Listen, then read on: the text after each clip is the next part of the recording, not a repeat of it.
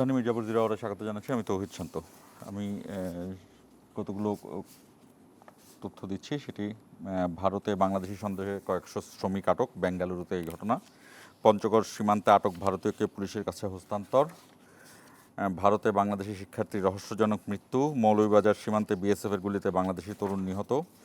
চুয়াডাঙ্গা সীমান্তে 3 জনকে পুশ-ইন চেষ্টা বিএসএফের। শেখ হাসিনার বিষয়ে ভারতের বক্তব্য সম্পর্ক উন্নয়নের জন্য অনুকূল নয়। এবং শেষ যে বক্তব্যটি সেটি আজকে ভারতের ঢাকায় নিযুক্ত ভারতের হাইকমিশনার দীনেশ ত্রিবেদীর বক্তব্য বলছি। তিনি বলছেন যে সব ধরনের সমস্যা কেটে যাবে দুই প্রধানমন্ত্রী যদি একসাথে বসেন। দুই প্রধানমন্ত্রী একসাথে কিভাবে বসবেন বা কোন প্রেক্ষাপটে বসবেন আমরা এখনও নিশ্চিত নই। তবে যে আমন্ত্রণের কথা শুনছিলাম সেই আমন্ত্রণ, যতটুকু আমি খবর পেয়েছি, সেই আমন্ত্রণটি আসলে যথাযথ না হয় প্রধানমন্ত্রী তারেক রহমান হয়তো বা সেই আমন্ত্রণে সাড়া নাও দিতে পারেন। আমাদের আজকের বিষয় সীমান্ত কূটনীতি ও অন্যান্য। আমাদের সঙ্গে রয়েছেন পার্বত্য নিউজের সম্পাদক মেহেদী হাসান পলাশ, আপনাকে স্বাগত জানাচ্ছি, এবং নিরাপত্তা রাজনৈতিক বিশ্লেষক অবসরপ্রাপ্ত wing commander M Salauddin Chowdhury, আপনাকেও স্বাগত জানাচ্ছি। দর্শক, আমরা শিরোনাম দেখে আলোচনা শুরু করব। বিভ্রান্তি ছড়িয়ে দেশের উন্নয়ন বাধাগ্রস্ত করা যাবে না, চট্টগ্রামের হাটহাজারীতে প্রধানমন্ত্রী। জনগণের ভাগ্যের পরিবর্তনে কাজ করবে সরকার। ভারতের মাগুরুলিতে বিএসএফের গুলিতে এক বাংলাদেশি নিহত। চুয়াডাঙ্গার সীমান্তে 3 জনকে পুশ-ইন ব্যর্থ করেছে বিজিবি। বাংলাদেশ ও ভারতের মধ্যে বিদ্যমান সমস্যা দুই প্রধানমন্ত্রী বসলেই সমাধান হবে, মন্তব্য ভারতীয় হাই কমিশনারের। আরও সহজ হবে ভিসা প্রক্রিয়া। রাষ্ট্রপতি নির্বাচনে 2টি মনোনয়নপত্র সংগ্রহ করেছে বিএনপি। 11 দলীয় জোটের প্রার্থী এলডিপির চেয়ারম্যান অলি আহমদ। এবং উদ্বেগজনক হয়ে উঠছে ডেঙ্গু পরিস্থিতি। সেপ্টেম্বরে আরও ভয়ঙ্কর হওয়ার আশঙ্কা, বেশি ঝুঁকিতে ঢাকা।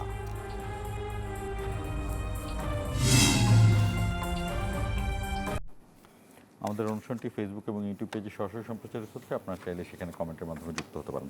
মেহেদী হাসান পলাশ, আপনাকে দিয়ে শুরু করি। সেটি হলো, আমি যে তথ্যগুলো দিলাম এটি হলো গত শনিবার থেকে, এই মানে গেল 2-3 দিনের পুশ-ইনের বিষয়টা আমরা দেখছি। আর বাংলাদেশ ভারত যে সীমান্ত, এটি আসলে আন্তর্জাতিকভাবেও বলা হয় যে এটা হলো সবচেয়ে ভয়ঙ্কর সীমান্ত হত্যাকাণ্ডের দিক থেকে এবং নিষ্ঠুরতার দিক থেকে। এবং বেশিরভাগ সময় বাংলাদেশের সীমান্তে হলো, সীমান্ত ঘেঁষে বাংলাদেশের জনগণ আছে। যদিও ভারতের ঠিক সীমান্তের ওইখানে ভারতের জনগোষ্ঠী অতটা ঘনবসতি নয়, যে কারণে মারা যায় বাংলাদেশিরাই। তো এই বিষয়গুলো তো রয়েছেই। আরেকটি বিষয় হলো যে দ্ব্যর্থহীন ভাষায় বারবার ভারত বলেছে যে শেখ হাসিনা যে সংবাদ সম্মেলনে কথা বলেছেন সেটি তাদের না, সেটি একটি বেসরকারি সংস্থার আয়োজন করা। যদিও বাংলাদেশ এটা তীব্র প্রতিবাদ জানিয়েছে, এবং আমরা এটা বুঝতে পারি যে কোনো দেশের মাটির সব অংশই তো সেই সরকারের অধীনে থাকে। সেই দেশের মাটিতে সংবাদ সম্মেলন করতে পারেন যখন, তার মানে তো এক ধরনের পারমিশন দেয়া হয়। এই হলো পরিস্থিতি। বাংলাদেশের সাথে ভারতকে বাংলাদেশ সবসময়ই ওয়েলকাম জানায়, কিন্তু ভারত এখনও আসলে কি, বাংলাদেশের কাছে ভারতের আসলে চাওয়াটা কি? ধন্যবাদ আপনাকে। আমি প্রথমে একটু ছোট্ট কারেকশন করি। আমার দৃষ্টিতে আপনি বলেছেন যে বাংলাদেশের সীমান্ত ঘেঁষা মানুষ বেশি, ভারতের সীমান্ত ঘেঁষা মানুষ কম, এই জন্য বাংলাদেশের মানুষ মারা যায়। আমি আসলে বিষয়টাকে একটু ভিন্নভাবে দেখি। ভারত গুলি করে বলে মারা যায়, মানে সীমান্তের লোক বেশি আছে বলেই মারা যায় না। আমরা তো তাদের দেশের গুলি করি না, তাদের ভিতরে গুলি করি না, সেজন্য তারা মারা যায় না। এটা আমার ব্যক্তিগত ধারণার একটা জায়গা। বাংলাদেশের সাথে ভারতের সম্পর্ক যদি আপনি একটা চিন্তা করেন, আপনি খেয়াল করে দেখেন, আমরা আজ থেকে 2 বছর আগে এখানে এমন একটা ব্যবস্থা ছিল যেখানকার রাজনীতিকরা, যেখানকার নেতারা, যেখানকার প্রধানমন্ত্রী থেকে শুরু করে ভারতের প্রধানমন্ত্রীর সাথে দেখা করার জন্য লবিং করত। তারা দিল্লিতে গিয়ে অপেক্ষা করত এবং বিভিন্নভাবে একটা অ্যাপয়েন্টমেন্ট চেয়ে অপেক্ষা করত যে তারা দেখা করবে। কি অবাক একটা পরিবর্তন যে এখন বাংলাদেশে ভারতীয় হাই কমিশনার বাংলাদেশের প্রধানমন্ত্রীকে ভারতে নেয়ার জন্য তিনি মানে একেবারে বলতে পারেন যে গলদঘর্ম অবস্থা তৈরি হয়েছে। এই যে একটা দারুণ শিফটিং তৈরি হয়েছে, হ্যাঁ, এই শিফটিংয়ে এই যে মানে আমাদের প্রধানমন্ত্রী বলেছিলেন যে আই হ্যাভ এ প্ল্যান, অথবা প্রথম বাংলাদেশ বা সবার আগে বাংলাদেশ, সেটার একটা প্রতিফলন। কারণ সরকার চেয়েছে যে এটাকে কি বলে, যে বাংলাদেশের সাথে ভারতের সম্পর্ক থাকবে সমমর্যাদার ভিত্তিতে, উইন উইন সিচুয়েশনের ভিত্তিতে, এবং সেটা বাংলাদেশ চেষ্টা করছে। মানে হাসিনার আমলে বাংলাদেশটাকে তো আপনি জানেন যে এখানে স্বামী স্ত্রীর সম্পর্কের মতো করে তারা তৈরি করে, তাদের বর্ণনাই স্বামী স্ত্রীর সম্পর্কের মতো, তাদের বর্ণনাই ভারতকে যা দিয়েছি তা কোনোদিন ভারত ভুলতে পারবে না, তাদের বর্ণনায় ভারতের কাছে ট্রানজিট শুল্ক চাওয়া এটা তাদের মানে বাধে, তাদের জোট সঙ্গীর বর্ণনায় ভারতে গেছি কি আলোচনা করেছি এটা ভারত অনুমতি না দিলে বলা যাবে না। সেই জায়গা থেকে এই যে বাংলাদেশ ঘুরে দাঁড়ানোর চেষ্টা করছে, স্বাধীন বাংলাদেশ হিসেবে নিজেকে অ্যাসার্ট করছে, নিজেকে মানে জানান দিচ্ছে এবং তৈরি করছে, এটা তো রাতারাতি একেবারে সম্ভব না, এবং সেটা তারা মেনেও নিতে চাচ্ছে না। এই জন্য নানা ধরনের ষড়যন্ত্র তৈরি করছে, যেটা আমাদের স্বরাষ্ট্রমন্ত্রী বলেছেন যে হাসিনা কার্ড খেলবেন আর বন্ধুত্ব চাইবেন, তা হয় না। আপনি চিন্তা করেন, আজকে যদি বাংলাদেশের কোনো মাটিতে পরেশ বড়ুয়া বা ভারতের কোনো বিচ্ছিন্নতাবাদী, নর্থ ইস্টের কোনো বিচ্ছিন্নতাবাদী বা পশ্চিমবঙ্গের ভারতের কোনো শাস্তিপ্রাপ্ত সাজাপ্রাপ্ত কোনো আসামি যদি বাংলাদেশের প্রেস ক্লাবে এরকম একটা সম্মেলন করতো, আর বাংলাদেশ সরকার যদি বলতো যে এই ব্যাপারে আসলে তো আমরা কিছু জানি না, বাংলাদেশের প্রেস ক্লাব একটি স্বায়ত্তশাসিত প্রতিষ্ঠান, এখানে আমাদের কোনো নিয়ন্ত্রণ নাই, আজ আমি এটা জানি, এটা কি ভারত মেনে নিত? এটা কি ভারত মেনে নিয়েছে?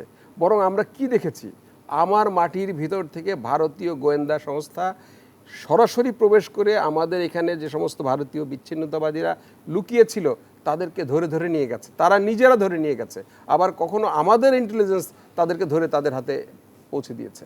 এই জায়গাটা দেখেছি না? তো সেই জায়গা থেকে আজকে যখন বাংলাদেশ অ্যাসার্ট করছে, বাংলাদেশ যখন দাঁড়াতে চাচ্ছে নিজের পায়ে, বাংলাদেশ যখন নিজের স্বার্থ নিশ্চিত করতে চাচ্ছে, নিজের ভালো নিশ্চিত করতে চাচ্ছে, এই যে আপনি দেখেন এই যে চীন মিয়ানমার বাংলাদেশ যে করিডোরের কথা বলা হয়েছে, এই করিডোরটা হলে কি হবে?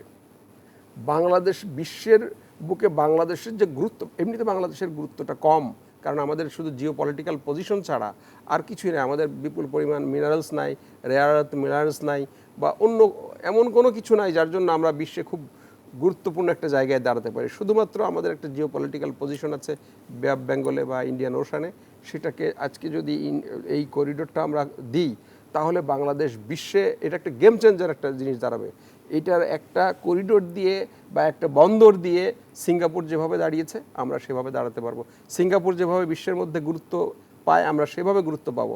সেই জায়গাটাতে ভারতের বাংলাদেশ সত্যিকার পক্ষে বিশ্বে যদি কোনো একটি দেশ থাকে যে বাংলাদেশ শক্তিশালী, স্বাধীন, সার্বভৌম, আত্মমর্যাদাশীল রাষ্ট্র হিসাবে দাঁড়াক,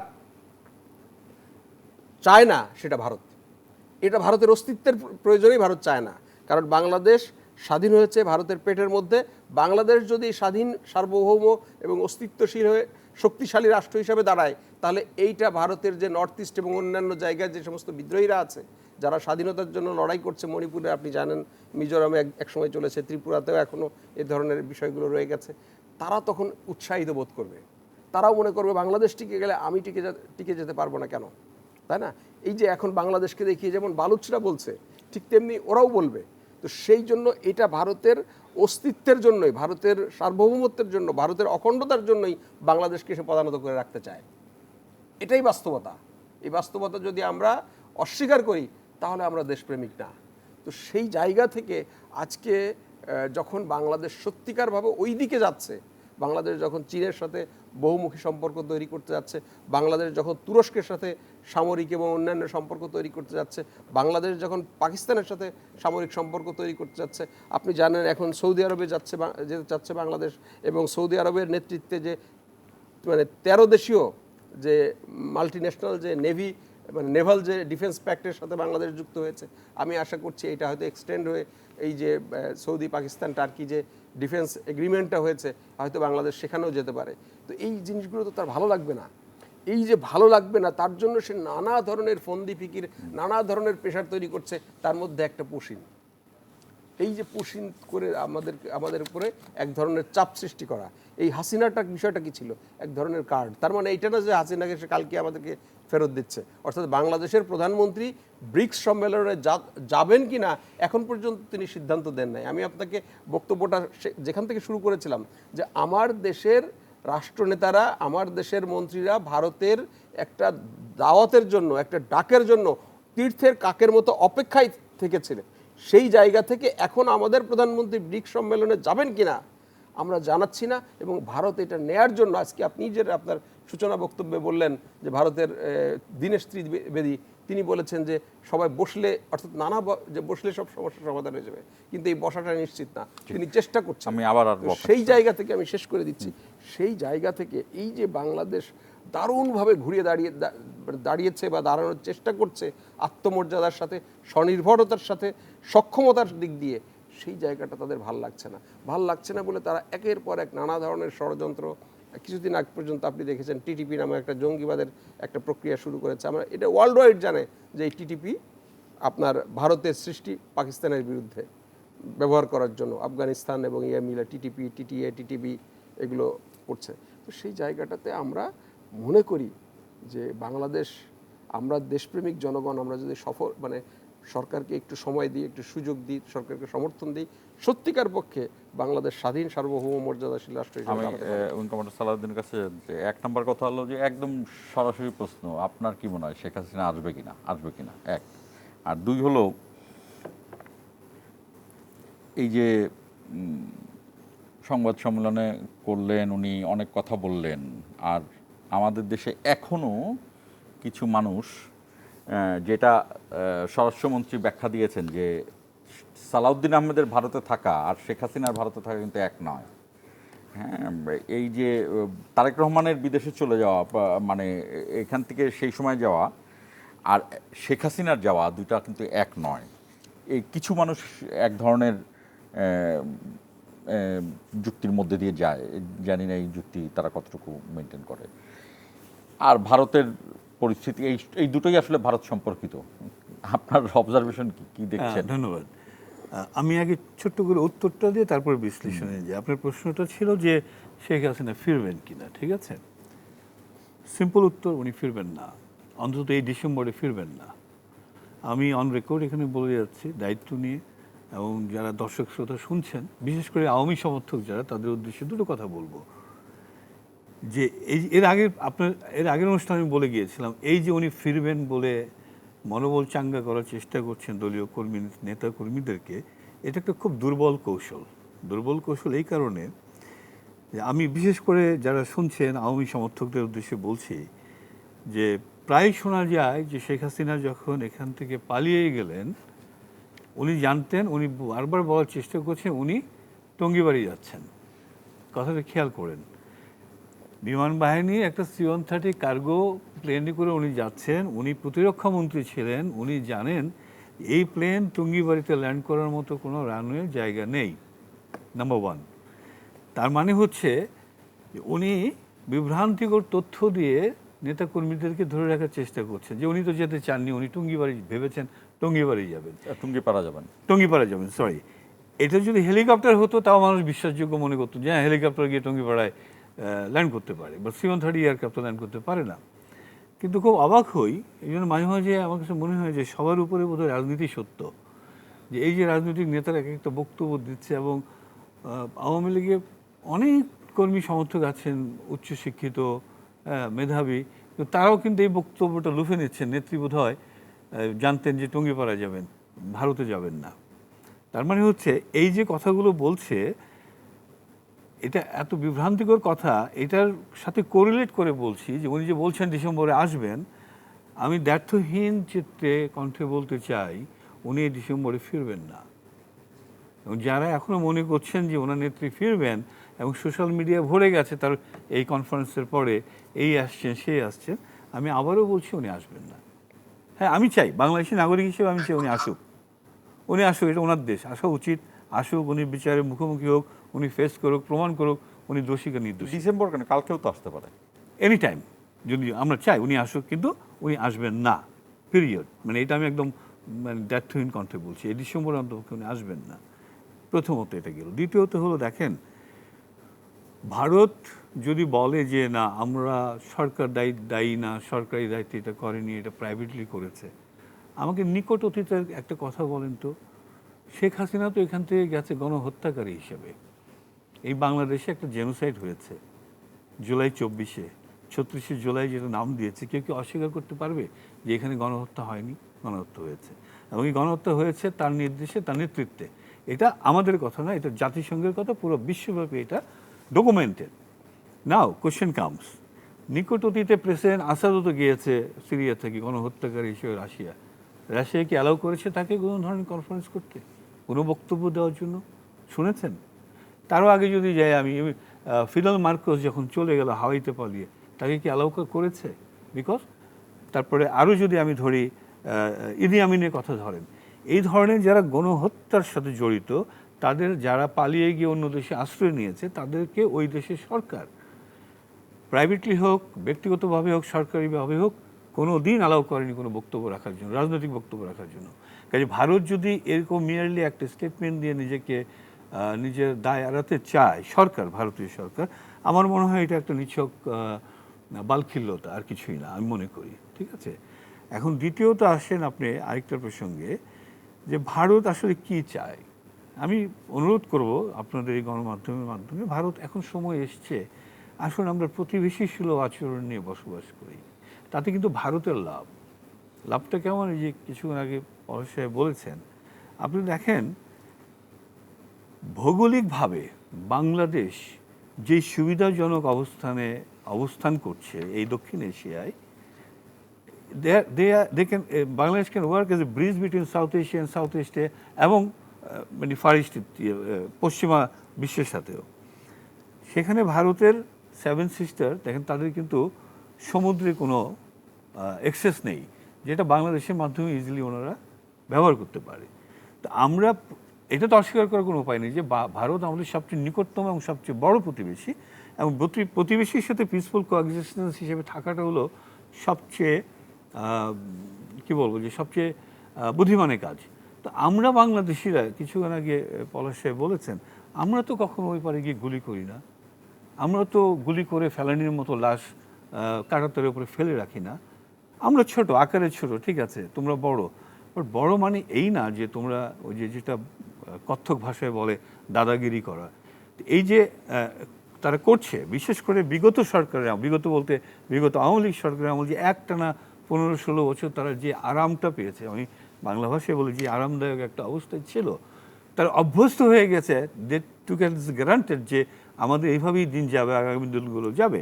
হঠাৎ যখন পরিস্থিতি বদলে গেল, ভারত তো কখনোই কল্পনা করেনি যে এইভাবে একটা পরিবর্তন হবে এবং তাদের সবচেয়ে কাছের মানুষ বাংলাদেশের সাবেক প্রধানমন্ত্রীকে পালিয়ে যেতে হবে। কাজে তারাও কিন্তু অপ্রস্তুত হয়ে গেছে, তারা এখনও অ্যাকাস্টম হতে পারেনি with the current situation. But আমি বলবো যে আমরা আত্মতুষ্টিতে ভুগে লাভ নাই যে আগে আমরা গিয়ে দাঁড়িয়ে থাকতাম তাদের অ্যাপয়েন্টমেন্টের জন্য, এখন তারা চাচ্ছে, এতে আত্মতুষ্টি লাভ করার কিছু নেই। বরং আমরা যেটা চাইবো, ঠিক আছে, আমরা একটা প্রতিবেশী সুলভ, একটা চমৎকার উইন-উইন সিচুয়েশন, একটা উইন-উইন সিচুয়েশন আসবে, পারস্পরিক সম্মানের ভিত্তিতে। আরেকটি বিষয় একটু আনি দুইজনের, আমরা বিরতিতে যাব, তারা এক মিনিট করে বলবেন। ভারতে শেখ হাসিনার যাওয়া এবং সেখানে অবস্থান করা নিয়ে জয়শঙ্কর বলছেন শেখ হাসিনা নিজে আশ্রয় চেয়েছেন। তাদের যে মুখপাত্র তিনি বলেছেন যে শেখ হাসিনা এখানে কোনো ধরনের সরকারি ইয়েতে নাই, তিনি আছেন। আর রিভা গাঙ্গুলি দাস গতকালকে পরশুদিন তিনি বলেছেন যে শেখ হাসিনা আমাদের প্রুভেন বন্ধু, সে কিন্তু আমাদের এখানে সাবেক প্রধানমন্ত্রী, কারণ তিনি সাবেক প্রধানমন্ত্রী আছেন, তিনি ডিফ্যাক্টো প্রধানমন্ত্রী হিসেবেও এখন আছেন। এই যে ভারতের বিভিন্ন পর্যায়ে, রিভা গাঙ্গুলি দাস নিশ্চয়ই একদম ইনএক্সপেরিয়েন্সড না, সে অনেক এক্সপেরিয়েন্সড কূটনীতিক ছিলেন। তো এই ইনারা এরকম বলছেন কেন, তারা একবার এক একটা বলছেন কেন? ভারতের মতো এত বড় দেশের তো এরকম বালখিল্যতা আমি কোনোদিন দেখি নাই। মেহেদী হাসান পলাশ, আপনি এটা খেয়াল করেছেন কিনা? দেখেন, প্রথম কথাটা হলো যে যেটা মানে শেখ হাসিনা বলছে আমি গোপালগঞ্জে তো এয়ারপোর্ট নাই, কাজে উনি এটা মানুষকে বোকা বানানো। দ্বিতীয়ত হলো যে অন রেকর্ড পার্লামেন্টে, ভারতীয় পার্লামেন্টে 6 তারিখে 6ই আগস্ট জয়শঙ্কর বলেছে যে তাকে ভারতকে অনুরোধ করা হয়েছিল যে তিনি আসবেন, শর্ট টাইমে অনুরোধ করেছিলেন, এবং শেখ হাসিনা নিজেও অনেকবার ফোন করেছিলেন, এটা কিন্তু একটা কথা আছে যে ভারতকে সবচাইতে এই দেশে যেটা আলোচিত, খুব কম আলোচিত হয়, আপনি জানেন এই যে মেজর জেনারেল ফজলে এলাহি আকবর, যিনি বিএনপি চেয়ারপারসনের অর্থাৎ খালেদা জিয়ার প্রতিরক্ষা উপদেষ্টা ছিলেন, তিনি বলেছেন অর্থাৎ 5 আগস্ট সকালবেলা বাংলাদেশ সেনাপ্রধান তাকে ডেকেছিলেন। না, তাকে 4 আগস্টই দেখেছি। 4 আগস্ট রাতে ডেকেছিলেন, 5 আগস্ট সকালবেলা তিনি গেছেন। তিনি যখন সেখানে গেছেন, যাওয়ার পরে দুইজনের আলোচনার মধ্যেই কিন্তু ভারতীয় সেনাপ্রধান বাংলাদেশের সেনাপ্রধানকে ফোন করেছিলেন।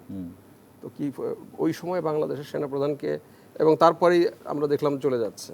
তো আমরা কি এটা ধারণা করতে পারি যে আসলে যখন শেখ হাসিনার পতন নিশ্চিত হয়ে গেছে, ভারত যখন এটা বুঝতে পেরেছে যে শেখ হাসিনা এখানে টিকতে পারবে না, এখানে থাকলে তার মৃত্যু অনিবার্য, বা ওই সেই 15ই আগস্টের মতো, এবং যেভাবে আমরা দেখেছি গণভবনে যেভাবে লোক ঢুকেছে, সেই সময় গণভবনে ঢুকে যদি শেখ হাসিনাকে পেত কি হতো, তার মানে জিনিসপত্র নিয়ে যেভাবে হয়েছে, ছিন্ন বিচ্ছিন্ন হয়েছে, শেখ হাসিনার পরিণতি কিন্তু এটা হতো।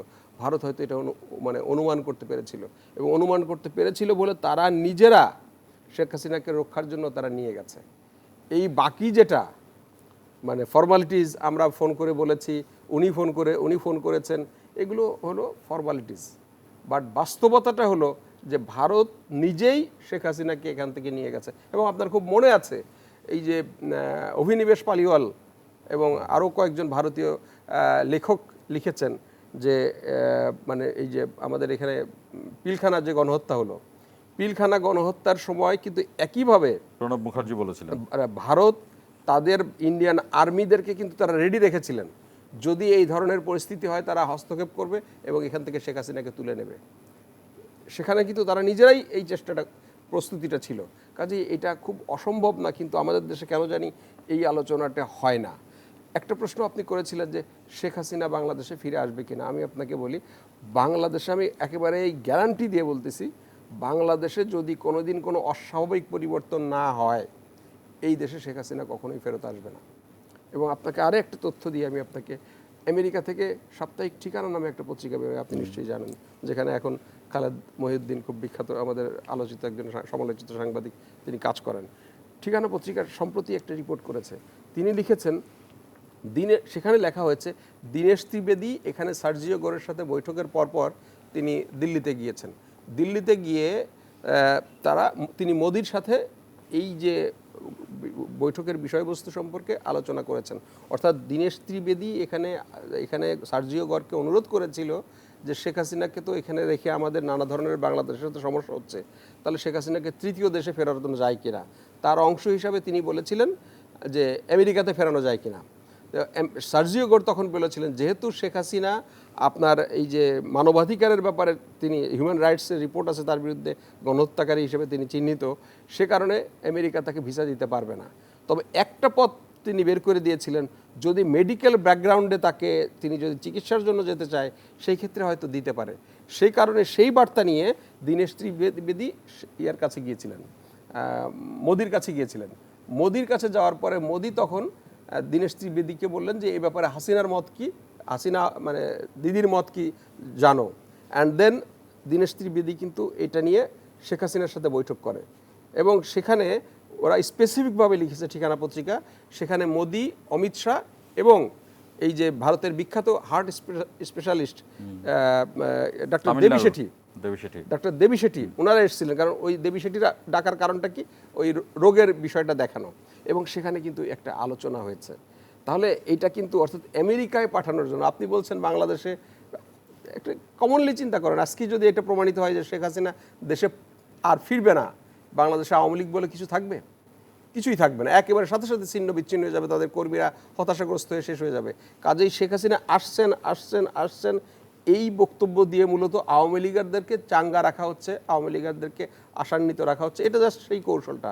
কিন্তু আমরা ভিতরে দেখতে পাচ্ছি আসলে শেখ হাসিনাকে তৃতীয় দেশে পাঠানোর একটা প্রক্রিয়া চলছে।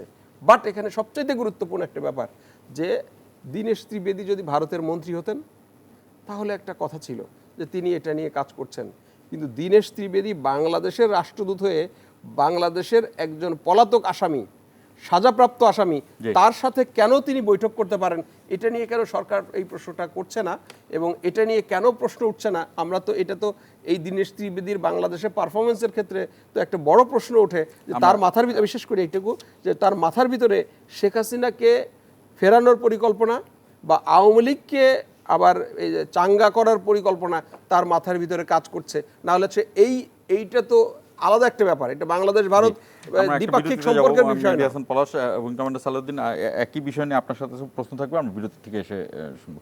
দর্শক আমাদের সঙ্গেই থাকুন, 1 মিনিট পরে ফিরছি।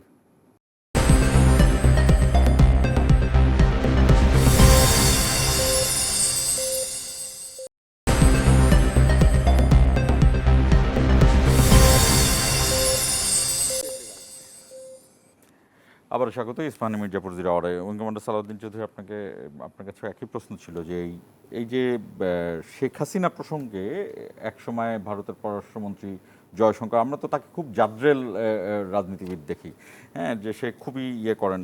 একইভাবে শশী থারুর একটা রিপোর্ট দিল কয়েকদিন আগে, এই রিপোর্টের সম্ভবত আরও একটা অংশ দেওয়ার প্রক্রিয়া চলছে, আমি জানি না কী দিবেন সেখানে। একইভাবে রিভা গাঙ্গুলি দাস গতকালকে, রিভা গাঙ্গুলি কিন্তু অনেকদিন আমাদের এখানে হাই কমিশনার ছিলেন।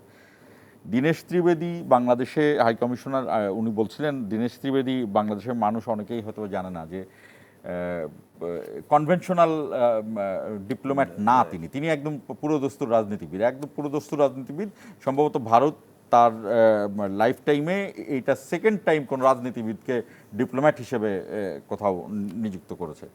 এখন দীনেশ ত্রিবেদী এখানে এসে কাজ করছেন, গলফ ক্লাবে যাচ্ছেন, গলফ ক্লাব থেকে বের হওয়ার সময় তার সাথেকার 2 জনকে ধরা হচ্ছে। তারপর আমরা দেখছি সার্জিও গোরের সাথে বৈঠক করছেন, এই সবগুলো দেখছি আসলে। যেটা মেহেদী হাসান পলাশও বললেন যে আমার শেখ হাসিনাকে নিয়ে তাদের কি, তারা তো নিয়েই গেলেন, তাদের বন্ধু তাদেরকে তাকে রাখুক, এখন কি সমস্যা তারা কি একটু অস্বস্তিতে আছেন? আমি যদি সঠিক দেখে থাকি, কিছুদিন আগে একটা নিউজ দেখেছি বিবিসি সূত্রে, যে সেখানে লেখা আছে যে শেখ হাসিনা বর্তমানে ভারতের বোঝা, ভারতের জন্য বোঝা হয়ে উঠছে আর কি দিন দিন। হ্যাঁ, ঠিক আছে, কোনো সন্দেহ নাই যে শেখ হাসিনা সবচেয়ে পরীক্ষিত কাছের বন্ধু ভারতের রাজনীতিবিদদের কাছে, ভারত সরকারের কাছে, সেটা যে সরকারই হোক, বিজেপি সরকার হোক আর কংগ্রেসই হোক, তারা তাকে সবচেয়ে পরীক্ষিত এবং বিশ্বস্ত বন্ধু হিসেবেই গণ্য করে, এখনও গণ্য করছে। এবং তার একটা চেষ্টাই ছিল যে 2 বছর হয়ে গেল, এর মধ্যে অনেক কিছু ঘটতে পারে, কিছুটা বলে না ক্ষীণ আশা নিয়েও ছিল যে তাকে নিয়ে আরও কিছু মানে আদায় করা যায় কিনা, বাংলাদেশের সাথে দেন দরবার করা যায় কিনা। তো এই মুহূর্তে যেটা মনে হচ্ছে, ভারত বোধহয় রিয়েলাইজ করছে যে বাংলাদেশে একটা পরিবর্তন হয়েছে এবং এটা জনগণ দ্বারা পরিবর্তিত হয়েছে, এটা কোনো তৃতীয় শক্তি বা অন্য কোনো শক্তি দ্বারা হয়নি। তো জনগণের শক্তিটা তারা হয়তো আস্তে আস্তে ফিল করছে যে 2 বছর পার হয়ে গেল, নির্বাচন হয়ে গেল, সরকার গঠিত হয়ে গেল, এবং সরকার বিরোধী দলের মধ্যে মাঝে মাঝে একটু মনোমালিন্য হলেও এক্সট্রিম ইমার্জেন্সি হয়ে দেখা যাচ্ছে যে আবার একসাথে বসে কথা বলছে। সো তারা এখন দেখছে যে এখানে ফাঁক ফোকর খুঁজছিল যে কোন দিক দিয়ে আবার শেখ হাসিনাকে রিহ্যাবিলিট করা যায় কিনা, হুইচ ইজ ইমপ্র্যাকটিকেবল এই মুহূর্তে আমার কাছে মনে হচ্ছে। আর তাকে ওখানে রেখে, যেটা আমাদের স্বরাষ্ট্রমন্ত্রী সে অনেকে বলেছেন যে আপনার হাসিনা কার্ড খেলবেন, আবার অনুকূল পরিস্থিতি আশা করবেন, এটা মানে কাম্য নয়। তো সব কিছু মিলিয়ে আপনি যদি দেখেন যে এখন যে ভৌগোলিক যে জিও পলিটিক্যাল যে situation all over the world যা হচ্ছে, সেখানে বাংলাদেশে কিন্তু ভারতের প্রয়োজন। আমাদের যেমন প্রয়োজন একটা বৃহৎ প্রতিবেশীকে, তাদের প্রয়োজনটা কিন্তু কোনো অংশে কম না। কাজে এখানে একটা সুসম্পর্ক বজায় রাখতে হলে আমার কাছে মনে হচ্ছে, বিবিসির সেই সূত্র ধরে বলতে হয় যে ভারত এখন মনে করছে শেখ হাসিনা তাদের জন্য একটা বোঝা হয়ে দাঁড়িয়েছে। কাজে এটা একটা আবার এতটাই পরীক্ষিত বন্ধু যে তাকে উগড়ে ফেলতেও পারছে না। তো ওই যে সাপও মরবে লাঠিও ভাঙবে না, এরকম একটা কৌশল বোধে তারা অবলম্বন করার চেষ্টা করছে। এর মধ্যে একটা জিনিস বলি, আপনি 2-1 কূটনীতিকের কথা বলেছেন, বিভা গাঙ্গুলি এবং অন্যান্য যারা আছেন। সত্যি বলতে কি, আমার কাছে কেমন যেন মনে হয় আমরা এতকাল বোধ তাদের কিছু কিছু কূটনীতিবিদদেরকে একটু ওভার রেটেড করে ফেলেছি, ঠিক আছে। বিশেষ করে আওয়ামী লীগের এই পতনের পরে যখন তাদের সত্যিকারের চেহারাটা আমরা দেখতে পাচ্ছিলাম, এটা কূটনৈতিক সুলভ মনে হয়নি। মানে আমি নট এ ডিপ্লোম্যাট, আমি মিলিটারি গাই, বাট আমার কাছে মনে হলো যে তাদের আচরণ, কথাবার্তা, ঔপনিবেশিক কর্মকর্তা হিসেবে মনে হচ্ছিল এবং এটা ওই প্রফেশনাল কূটনৈতিক তাদেরকে আমার কাছে মনে হলো না যেভাবে আমরা রেট করতাম বা বাংলাদেশিরা মনে করতো যে আমি যদি নাম বলি বিনা সেক্রে, আমি যদি নাম বলি বিভা গাঙ্গুলি, তারপরে আরও যারা এসছেন গেছেন, ইভেন তাদের পররাষ্ট্রমন্ত্রী জয়শঙ্কর যখন পররাষ্ট্রমন্ত্রী হয়, আমরা নিজেরাও ধরে নিয়েছিলাম যে একজন প্রফেশনাল ডিপ্লোমেট, মোদি তাকে এত পছন্দ করে, হি ইজ অফ দ্যাট লেভেলের ডিপ্লোমেট। ভারতের নাম্বার ওয়ানটা কি এমন মেধাবী নরেন্দ্র মোদী? না ঠিক আছে, প্রধানমন্ত্রী তো রাজনীতিবিদ হিসেবে রাজনীতি করে এসছে, আমি সেই প্রসঙ্গে যাচ্ছি না। আমি বলছি যে একজন প্রফেশনাল কূটনীতিবিদ যাকে ওয়াশিংটন থেকে নিয়ে এসে পররাষ্ট্রমন্ত্রী করেছেন জয়শঙ্করকে, আমরা ধরে নিয়েছিলাম যে উনি ওই লেভেলের ওই শ্রেণীর কূটনীতিবিদ। কিন্তু এই গত 2 বছরের যে অবস্থা আমি দেখলাম, তাদের কথাবার্তা সব কিছু মিলে আমার কাছে মনে হলো যে আমরা সবসময় ওভার রেটিং করেছি তাদেরকে। যাই হোক, সেটা প্রসঙ্গ না, প্রসঙ্গ হচ্ছে এখন শেখ হাসিনার সাথে শেখ হাসিনাকে নিয়ে বাংলাদেশের সাথে তাদের কূটনৈতিক সম্পর্কটা কীভাবে তারা বজায় রাখবে, সেটা নিয়ে ভারত কিন্তু চিন্তিত। ভারত চিন্তিত এই জন্য যে দেখেন, আমরা কিন্তু চায়না কিন্তু আমাদের স্ট্র্যাটেজিক এবং অর্থনৈতিক পার্টনার এক ধরনের, হ্যাঁ, এবং আমাদের সামরিক সমরাস্ত্র বলেন, বিভিন্ন প্রশিক্ষণ বলেন, চায়নার সাথে আমাদের অনেক দিনের পুরনো একটা সম্পর্ক আছে। এবং বিশেষ করে এবার ইরান ইসরায়েলের সাথে যে যুদ্ধটা হলো এবং যেখানে যুক্তরাষ্ট্র সরাসরি অংশগ্রহণ করেছিল, তাতে কিন্তু পোস্ট কোল্ড ওয়ারের পরে আমরা দেখেছি যে আমেরিকার একক শক্তি ছিল, একক আধিপত্য ছিল, সেটা কিন্তু এই ঘটনার পরে আস্তে আস্তে ওয়েস্টে কিন্তু একটা ডিভিশন চলে এসছে। আমি ওয়ার্ল্ড জিও পলিটিক্যাল সিচুয়েশনটা বলছি। মধ্যপ্রাচ্য বা গলফ স্টেটের সেই রাষ্ট্রগুলি কিন্তু এখন চিন্তা করছে যে আমরা কি পুরোপুরি ওয়াশিংটনের উপর ডিপেন্ড করবো আমাদের নিরাপত্তা নিয়ে, নাকি করবো না। এখন কি নতুন করে ভাবছে এই ইরান আর ইসরায়েলের এই টেনশনের পরে বা এই স্বল্পকালীন যুদ্ধের পরে। সো সব মিলিয়ে চায়না কিন্তু একটা সুযোগ পাচ্ছে এবং এটা কিন্তু প্রচণ্ড মাথা ব্যথা হয়ে দাঁড়িয়েছে ভারতের জন্য। চায়না কিন্তু এগিয়ে যাচ্ছে। চায়না কিন্তু এতদিন আমরা জানতাম নীরবে এই ইরান ইসরায়েলের যুদ্ধে কিন্তু চায়না ইরানকে ব্যাকআপ দিয়েছে। এখন কিছুটা দৃশ্যমান হচ্ছে, সম্ভবত তারা জেট ফাইটার প্লেনও বোধহয় ইরানে পাঠাবে। তো সব কিছু মিলিয়ে কিন্তু ভারত নতুন করে হিসাব করছে যে বাংলাদেশ যদি ওই এক ইস্ট বা ওই দিকে যদি চলে আসে, তাহলে কিন্তু ভারতের জন্য এই অঞ্চলটাকে প্রভাব বিস্তার করা ডিফিকাল্ট হবে। পাশাপাশি ইন্দো প্যাসিফিক রিজিয়নে যে প্রভাব বিস্তারের যুদ্ধ অনেক দিন ধরেই চলছে আপনার, এদিকে চায়না, ওইদিকে আমেরিকা, মানে ওয়েস্ট অ্যান্ড ইস্ট সব মিলিয়ে। তো সব কিছু মিলিয়ে ভারত এখন চাইবে তাদের স্বার্থটা কীভাবে রক্ষা করা যায়, এবং সেটা কিন্তু শেখ হাসিনার চেয়ে তাদের কাছে এখন ওইটা প্রায়োরিটি মনে হচ্ছে। আসতে চাই, মানে একদম জেনারেল নিয়মগুলো যদি আমরা অ্যাপ্লাই করি, শেখ হাসিনা যতক্ষণ ভারতের কাছে থাকবে ততক্ষণ ভারত যত সুগার কোটেড বলেন বা যত মিষ্টি ইয়েই দিক না কেন বাংলাদেশকে, দুই দেশের ডিপ্লোম্যাটিক পলিসিতে কখনোই সেটা অ্যাপ্রুভড হবে না। কারণ আপনি একজন গণহত্যাকারীকে, একজন জেনোসাইডারকে ওইখানে রেখে দিয়েছেন। এটা কিন্তু মানে এটা বাংলাদেশ ভারত দুইজনের ভাগ্যেই এটা ঘটে আছে যে ভারতকে তাকে বাংলাদেশে দিতে হবে এবং ভারত সেটা দিবে না। কিন্তু ভারত চাচ্ছে বাংলাদেশের সাথে সম্পর্ক উন্নয়ন করতে, বাংলাদেশও চাচ্ছে সম্পর্ক উন্নয়ন করতে। Deadlock is Sheikh Hasina. এখন বলা যায় যে সাধারণ চোখে শেখ হাসিনাকে যদি তৃতীয় দেশে পাঠানো যায় তখন ভারতের ডেডলকটা কিছুটা কাটবে। যদিও ভারত সবসময় মনে করে যে তারা দারুণ মেধাবী, বাংলাদেশিরা কিছুই বোঝে না। ভারত যদিও খেয়াল করে নাই বাংলাদেশ একমাত্র যুদ্ধ করে স্বাধীন হওয়া দেশ দক্ষিণ এশিয়ার, হ্যাঁ, আর কোনো দেশ এইভাবে স্বাধীন হয়নি, তারাও হতে পারে নাই। তো এই জায়গাতে আসলে কি করার আছে? এই ডেডলকটা তো আমি বুঝাতে পারলাম কিনা। বুঝতে পারছি। দেখেন, একটা জিনিস আমাদের মাথায় রাখা দরকার, সেটা হলো যে আপনি যেটা বললেন যে ডেডলকটা কীভাবে ভাঙে, ডেডলকটা ভাঙার আরও একটা রাস্তা আছে। কারণ আজকে বাংলাদেশ শেখ হাসিনাকে যে চোখে দেখছে, ভবিষ্যতেও যদি এই চোখে দেখে তাহলে এটা ডেডলক। বাট ভবিষ্যতে যদি তার বাংলাদেশের দেখার মানে চোখ পরিবর্তিত হয়ে যায়, তাহলে ডেডলক ভাঙার একটা রাস্তা কিন্তু তৈরি হতে পারে। রাজনীতিতে অনেক কিছুই সম্ভব। যেমন আমি বলছি, দেখেন, এই যে বাংলাদেশের মানে যে পররাষ্ট্র মন্ত্রণালয় এই ইয়ের পরে সংবাদ সম্মেলনের পরে যে বিবৃতিটা দিয়েছে, বাংলাদেশের ইতিহাসে কখনো এত স্ট্রং বিবৃতি কখনো কোনো সরকার দেয় নাই। এই রকম কড়া প্রতিবাদ তারপরেও আমরা দেখলাম অন্য এখন যারা বিরোধী দল আছেন, আমি দেখলাম জামাত ইসলামের আমির, তিনি ভারতের কাছে যে শেখ হাসিনাকে ফিরে দাও তা না, তিনি সরকারের সমালোচনা করলেন, সরকার ভারতকে শেখ হাসিনাকে ফেরত আনতে পারছে না, অর্থাৎ ভারতের বিরুদ্ধে তার কোনো বক্তব্য নাই, সরকার পারছে না, সরকার ব্যর্থ, কাজে সরকারের উপর দাবি জানায় তারা যেন ফেরত নিয়ে আসে। বাট রাজনৈতিক দল হিসেবে তাদেরও তো একটা ভয়েস রেজ করার জায়গা তা থাকে, তাই না? তো এই জন্য বললাম যে রাজনীতিতে অনেক কিছু সম্ভব, এখানে নানা রকমভাবে পরিবর্তিত হতে পারে। এভাবে একটা দ্বিতীয় আরেকটা বিষয় আসে, দেখেন ভারত একটা অ্যাসেট, ওনারা মিলিটারি ব্যাকগ্রাউন্ডের লোক, ওনারা জানেন বিশ্বে বাংলাদেশই একমাত্র দেশ যে তার অ্যাসেটগুলো ধ্বংস করে ফেলেছে। বিশ্বে আর কোনো দেশ তার অ্যাসেট ধ্বংস করে না। 1975 সাল থেকে শুরু করে 1981 সাল পর্যন্ত শেখ হাসিনা ভারতে ছিল, তখন ভারত তাকে তার অ্যাসেট বানিয়ে ফেলেছে। এবং এই অ্যাসেট এখন যদি বলেন, এই যে 2 বছর বাংলাদেশে আওয়ামী লীগের লক্ষাধিক নেতাকর্মী ভারতে আছে, তাহলে এই অ্যাসেটের সংখ্যা, তারা কিন্তু এদেরকে অ্যাসেট তৈরি করছে। এই অ্যাসেটটা যদি কোনোদিন বাংলাদেশে ফেরত আসে, তাহলে এই শুধু এক শেখ হাসিনাকে দিয়ে আমরা যা দেখেছি, লক্ষাধিক আওয়ামী লীগের নেতাকর্মী যদি কোনোদিন বাংলাদেশে ফিরে এসে রাষ্ট্র পরিচালনার দায়িত্ব পায়, তাহলে এটার পরিণতিটা কি হবে, সেটা এক শেখ হাসিনা ভার্সেস, এটা থেকে আপনি বুঝতে পারেন। বাট প্রশ্নটা হলো এই যে আমি বলছিলাম যে অ্যাসেট কেউ ফেরত দেয় না। ভারতে যখন শেখ হাসিনা গেছে, দেখেন এটা কিন্তু শুধু বিজেপি না, সেখানে বিজেপি ছাড়াও আপনার অন্যান্য রাজনৈতিক দলকে নিয়ে সম্মিলিতভাবে কিন্তু শেখ হাসিনার ব্যাপারে সিদ্ধান্ত নেওয়া হয়েছে।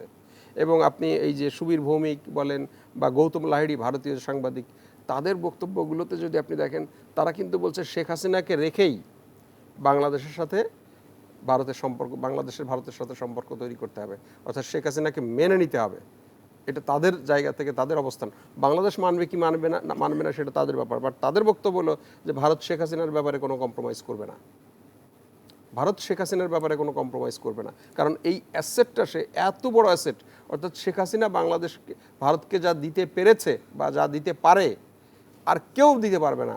এবং এটা তো পরিষ্কার, ভারতের রাষ্ট্রদূত আওয়ামী লীগের কার্যালয়ে গিয়ে বলেছে বাংলাদেশে আওয়ামী লীগই একমাত্র তাদের বন্ধু, আর কোনো বন্ধু নাই। এটা আমার বক্তব্য, এটা ভারতীয় রাষ্ট্রদূতের বক্তব্য, আপনি নিশ্চয়ই জানেন।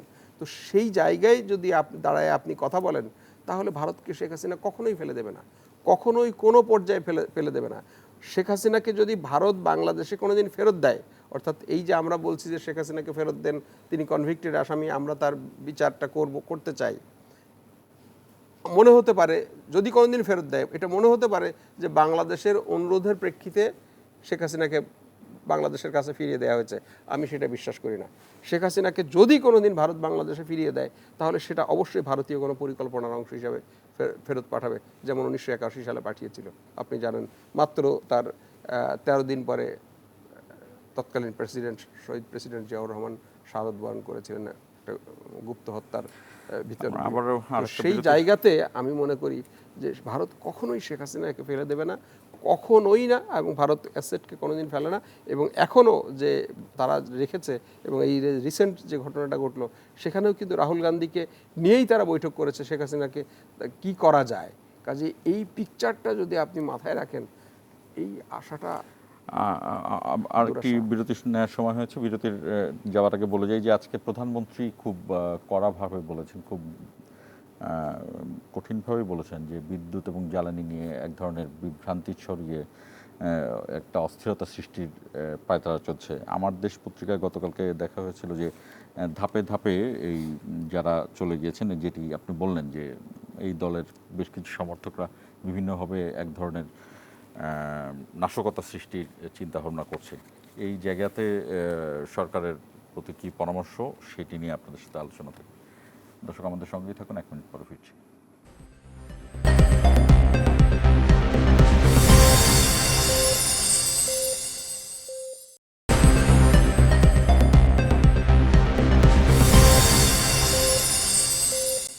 আবার স্বাগত ইস্পাহানি মির্জাপুর জিরাওয়ারে। কমান্ডার সালাউদ্দিন, আপনার কাছে আসি। আজকে প্রধানমন্ত্রী চট্টগ্রাম সফরে গিয়েছেন, সেখানে তিনি বারবারই বলেছেন যে জনগণের ভাগ্য নিয়ে কাউকে ছিনিমিনি খেলতে দেওয়া হবে না, এবং কিছু লোক এক ধরনের বিভ্রান্তি ছড়াচ্ছে এই জ্বালানি এবং জ্বালানি নিয়ে, বিদ্যুৎ জ্বালানি এই নিয়ে এক ধরনের। আবার আমরা গণমাধ্যমে বেশ কিছু প্রতিবেদনে দেখছি নাশকতা সৃষ্টির চেষ্টা আছে। সরকারের প্রতি আপনাদের পরামর্শ কি থাকতেছে? ধন্যবাদ। প্রথমত হচ্ছে যে নাশকতা ঠেকানো কিংবা নাশকতা তো হওয়ার সম্ভাবনা যথেষ্ট আছে, যেহেতু এমন একটি রাজনৈতিক দলকে সন্ত্রাসী কার্যক্রমের জন্য, গণহত্যার জন্য তাড়িয়ে দেওয়া হয়েছে, তারা তো এটা মেনে নেবে না। এবং আপনি জানেন যে তারা যথেষ্ট অভিজ্ঞ এইসব নাশকতামূলক কর্মকাণ্ডে, এবং তারা যে কোনো কিছু বিনিময় হলেও এটা কন্টিনিউ করবে। আমি কেন বলছি কথাটা, আপনার মনে আছে 95-96 যখন আন্দোলন হলো তত্ত্বাবধায়ক সরকারের জন্য, একটা সময় বেগম খালেদা জিয়া কিন্তু এটা মেনে নিলেন। কেন মেনে নিলেন? জাতির বৃহত্তর স্বার্থে। কারণ 173 দিন লাগাতার হরতাল হয়েছে, ধর্মঘট হয়েছে। উনি কিন্তু দেশপ্রেমের কারণে দেশের মানুষের জন্য মেনে নিয়েছেন। আর শেখ হাসিনা কি এটা মেনে নিয়েছেন গত 14-15 বছরে? মেনে নেননি। মে হোয়াট কাম, উনি ক্ষমতায় থাকবেন। সো এই ধরনের একটা দল যখন পালিয়ে যায়, তাদের পক্ষ থেকে নাশকতামূলক বা যে কোনো আক্রমণ আসাটাই স্বাভাবিক। এখন এটা কিভাবে প্রতিরোধ করা যায়? প্রথমত, ফ্যাসিস্ট বিরোধী যত শক্তি আছে বাংলাদেশে বর্তমানে, প্রত্যেককে ঐক্যবদ্ধ থাকতে হবে, ফার্স্ট অ্যান্ড ফরমোস্ট থিং। আমরা কিন্তু খেয়াল করি সংসদে বাকবিতণ্ডটা হবে, তর্ক বিতর্ক হবে, এটা বিউটি অফ ডেমোক্রেসি। বাট ওই বাকবিতণ্ডটা এমন পর্যায়ে যেন না যায় যে ব্যক্তিগত কাদা ছোড়াছুড়িতে চলে যায় এবং বিভাজনের সৃষ্টি হয়। এটা আমি আপনাদের প্রত্যেকটা অনুষ্ঠানে আমি এই কথাটা বলেছি যে united we stand, divided we fall. So এই কথাটা ফ্যাসিস্ট বিরোধী প্রত্যেকটা শক্তিকে মনে রাখতে হবে যে বটম লাইন হলো যা কিছু হোক আমরা একত্রে থাকব। দ্বিতীয়ত হচ্ছে যেটা, জ্বালানি বিদ্যুৎ একটা বিশাল চ্যালেঞ্জ এই সরকারের জন্য। আমি জানি না, আমি ইঞ্জিনিয়ার না বা বাই প্রফেশন, আমি মাঝে মাঝে একটা প্রশ্ন জাগে যে ঝাড়খণ্ডে কেন আমরা বিদ্যুৎ কেন্দ্র করলাম, সেখান থেকে আমাদের বিদ্যুৎ এখানে আনতে হবে, মানে এটা কি জায়গার অভাবে? মানে বাংলাদেশে কি জায়গা নাই এরকম পাওয়ার প্ল্যান্ট করার? কেন? আমি জানি না। আমি আমার কোয়ারিজ হয়তো আই মে বি রং যে আস্কিং দিস কোয়েশ্চেন, বাট আমার জানতে ইচ্ছে হলো অনেক যে কেন ঝাড়খণ্ডে আমাদের বিদ্যুৎ কেন্দ্র করতে হলো আদানি গ্রুপের মাধ্যমে বা অন্য গ্রুপে। এইটা এমন একটা বিশাল চ্যালেঞ্জ। আপনার মনে আছে 2001 থেকে 2006 যখন বিএনপি সরকার ক্ষমতায় ছিল, এই বিদ্যুৎ নিয়ে কত ঝড় তুফান হয়ে গেছে, লণ্ডভণ্ড হয়ে গেছে। সো এইটা বিগত আওয়ামী লীগ সরকার এমন একটা পর্যায়ে রেখে গেছে, এমন একটা ব্যবস্থাপনা রেখে গেছে। প্রথমত আমাদের অর্থনীতির অবস্থা কিন্তু খুব একটা ভালো না। আমাদের ব্যাংক রিজার্ভ বলেন, ব্যাংকের টাকা বলেন, $242 বিলিয়ন চলে গেছে বিদেশে। একটা বড় চ্যালেঞ্জ। এই জ্বালানি খাতে, এই যে আমি কোল বেস জ্বালানি করি, আমার গ্যাসের সংকট রয়েছে, আমার এই সরবরাহের সমস্যা রয়েছে, বিদ্যুৎ কিন্তু একটা বিশাল ইস্যু হয়ে দাঁড়াবে। তো এটাকে মোকাবেলা করার জন্য গণসচেতনতাও করতে হবে। শুধু একটা করে বিবৃতি দিলে হবে না যে অমুক নাশকতা করছে, তমুক বিভ্রান্ত ছড়াচ্ছে। নো, সরকারেরও দায়িত্ব আছে সকল পক্ষকে নিয়ে গণসচেতনতা বৃদ্ধি করা, যে কেন আজকে বিদ্যুতের এই অবস্থা, কবে নাগাদ এটা ঠিক হবে, আমরা কি করছি। এই জিনিসগুলো কিন্তু সবার মাঝে জানান দিতে হবে। আদারওয়াইজ কিন্তু ওই যে আপনি তো জানেন যে এখন শুনবেন রাস্তাঘাটে যে যদি বলা হয় যে শান্ত সাহেবকে দেখা গেছে অমুক ফ্যাসিলিটির সাথে বসে খাবার দাবার ডিনার করছে, ওটা কেউ চেকবেক করবে না, সবাই কিন্তু সোশ্যাল মিডিয়া লেখা শুরু করে দেবে। তো এটা একটা কমন ফেনোমেনা হয়ে গেছে। তো এটাকে কাউন্টার করার জন্য আরেকটা জিনিস মনে রাখতে হবে, সামাজিক গণমাধ্যম বা মাধ্যম কিন্তু অনেক শক্তিশালী হয়ে গেছে। এখন গ্রামে একটা ওই 5-6 ছেলে একটা টুস করে পোস্ট দিয়ে দিতে পারে। তো এগুলো কিন্তু আপনার কংগ্রেসিতে নিতে হবে এবং সকলকে নিয়ে ঐক্যবদ্ধভাবে বসে। আপনার মনে আছে কিছুদিন আগে এই সরকার টেক ওভার করার পরেই যখন ইরান আর ইসরায়েলের গণ্ডগোল লাগলো, আমাদের তেলের লাইন ধরলো, প্রচণ্ড হইচই। একসময় প্রধানমন্ত্রী কিন্তু সংসদে দাঁড়িয়ে প্রস্তাব দিলেন যে সবাই বসেন, বিরোধী দল প্রবলেম সলভ হয়েছিল কিনা। তো এইভাবে আমাদের সবাইকে একত্রিত হতে হবে। আমরা একদম শেষ প্রান্তে, মেহেদী হাসান পলাশ, আপনার কি মনে হয় যে এই জায়গাতে সরকার কিভাবে এগিয়ে যেতে পারে? আমি ওনার যে মানে শেষ লাইনটা দিয়ে আমি বলি, দেখেন আমরা একদিকে দেখছি, কিন্তু এই যে যখন তেলের লাইনটা ছিল, বাংলাদেশ সরকার বারবার বলেছে যে আমাদের মানে রিজার্ভ আছে, আমাদের তেলের ঘাটতি নাই, তেলের ঘাটতি হওয়ার কোনো মানে সংকট হওয়ার কোনো সম্ভাবনা নাই, বারবার বলেছে, কিন্তু এটা মানা হয়নি। যখন ওই বিরোধী দল বারবার বলছিল যে আমাদের নিয়ে কমিটি করেন, আমাদের নিয়ে কমিটি করেন। যখন কমিটি করা হলো তখনই দেখা গেল এই যে 2-3 কিলোমিটার লাইন, রাত জেগে পাটি বিছিয়ে বিদ্যুৎ মানে জ্বালানি যে পাম্পগুলো, পেট্রোল পাম্পগুলোতে যে রাত জেগে জেগে শুয়েছিল, এগুলো হঠাৎ করে নিমিষে উধাও হয়ে গেল। কাজে নাশকতা নানা দিক থেকেই হতে পারে। খালি যে শেখ হাসিনাই করতে পারে নাশকতা বা তার দলই করতে পারে, বিষয়টা এরকম নাও হতে পারে। এটা শেখ হাসিনা ছাড়াও আরও অন্য কেউ করতে পারে। কাজেই সেটা দেখা দরকার। দ্বিতীয় এখানে একটা পয়েন্ট আছে, আপনি দেখেন যে আমরা দেখলাম যে গণমাধ্যমে এবং সোশ্যাল মিডিয়ায় আমরা একটা চিঠি দেখলাম, হঠাৎ করে মানে সরকারের এই শেখ হাসিনা ক্ষমতায় যাওয়ার আগে, মানে ক্ষমতা ছাড়ার আগে আপনার এই যে মানে আমাদের জ্বালানি আমদানি, গ্যাস আমদানি, এইটা একটা বেসরকারি কোম্পানির হাতে ছেড়ে দেওয়ার জন্য চেষ্টা করেছিল। তিনি সফল হন নাই বা শেষ সময় পাননি। হঠাৎ করে এই সরকার আসার পরে এই চিঠিটা খুব দ্রুত গতিতে অগ্রসর হতে দেখলাম। যদিও পরে জ্বালানি মন্ত্রণালয় থেকে একটা ব্যাখ্যা দেওয়া হয়েছে, বাট চিঠিটা তো অলরেডি হয়েছে বেসরকারি উদ্যোগে।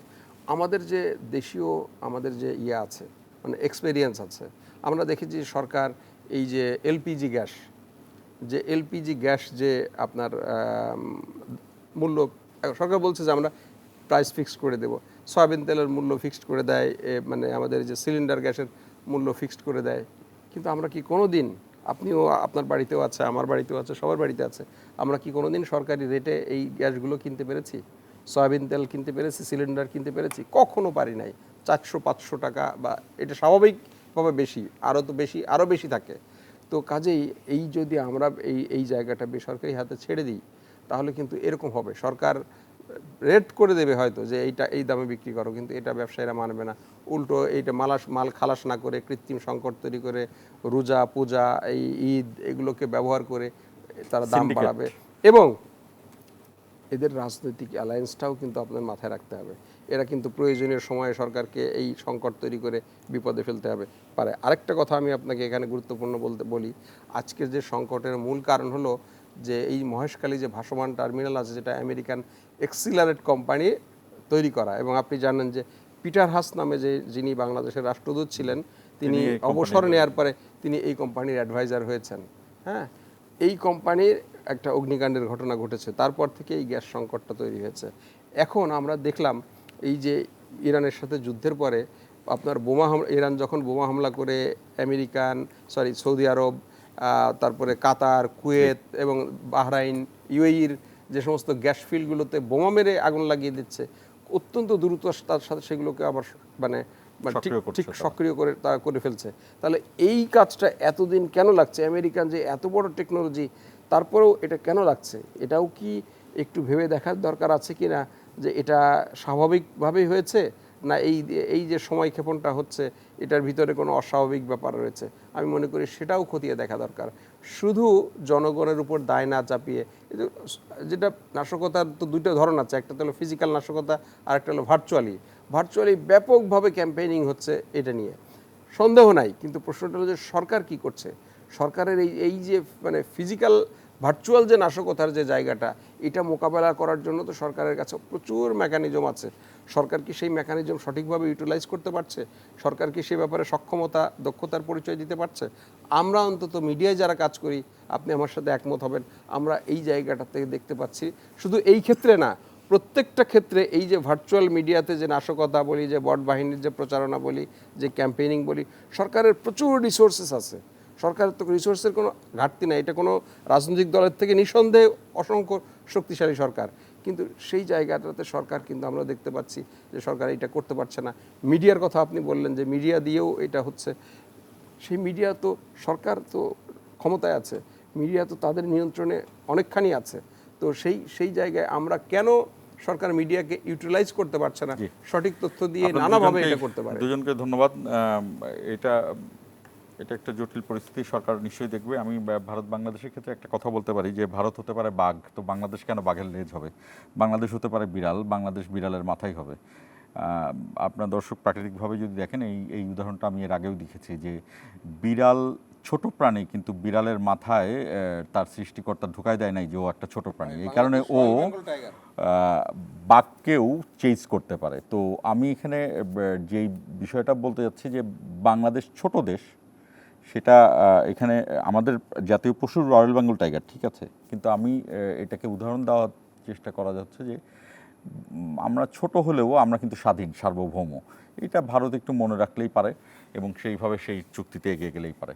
শেষ করছি আজকের ইস্পাহানি মির্জাপুর জিরো আওয়ার।